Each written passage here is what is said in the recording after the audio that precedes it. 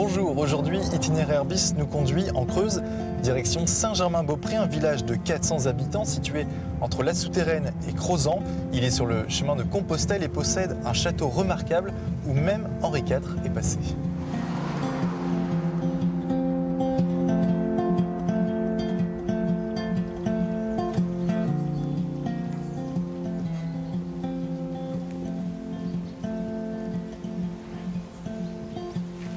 Alors Jean-Pierre, on arrive devant un château, mais si j'ai bien compris, c'est pas le vôtre. Non, pas du tout. Pas du tout. Un site absolument magnifique. C'est pour moi un des plus beaux, je suis un peu chauvin, mais c'est un des plus beaux châteaux du Limousin. Hélas, il n'est pas ouvert au public. Peut-être que ça viendra, mais pour le moment, non, c'est pas le cas, quoi.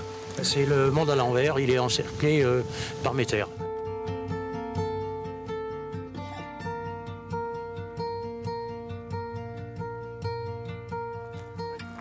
Vous êtes le premier qu'on croise ce matin. Oui, il n'y en a pas beaucoup ici.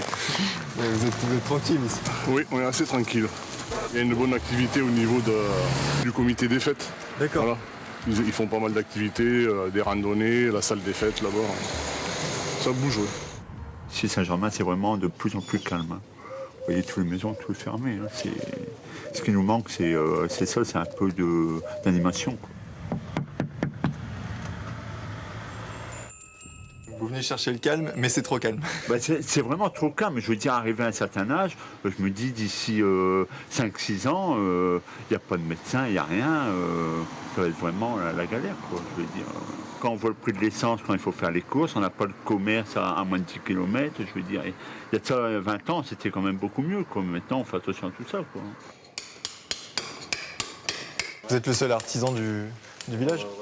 Donc je suis tailleur de pierre et puis je fais tous les monuments funéraires, la gravure et puis encadrement de fenêtres, de portes, tout ce qui est en pierre. Vous prenez comme ça l'outil avec un doigt dessous pour le guider. Et puis là, Peut-être plus l'incliner, non? voilà comme ça. Voilà. Faut pas que j'aille trop loin. Ouais. C'est bon, vous m'embauchez alors? Ouais, pourquoi pas.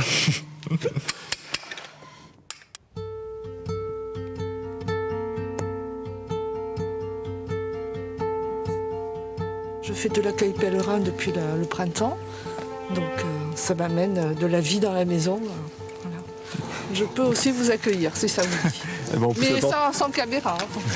Hein. Pourtant, on n'a pas le mérite, on n'a pas marché ce matin. C'est pas grave. C'est pas levé à 5 heures. C'est avec plaisir. C'était une dépendance du château. Donc cette partie-là est de 1905. Elle est datée. Et donc, comme vous le voyez, elle est plus haute et plus grande que la partie d'à côté parce que la petite histoire dit qu'il ne s'entendait pas avec son frère.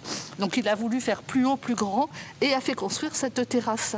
Et la légende locale dit que cette terrasse, donc tous les matins, il se faisait monter le café par sa bonne et tous les soirs un verre de Porto. Le chanceux. Bon, c'est pas un chanceux parce qu'il a mangé la grenouille.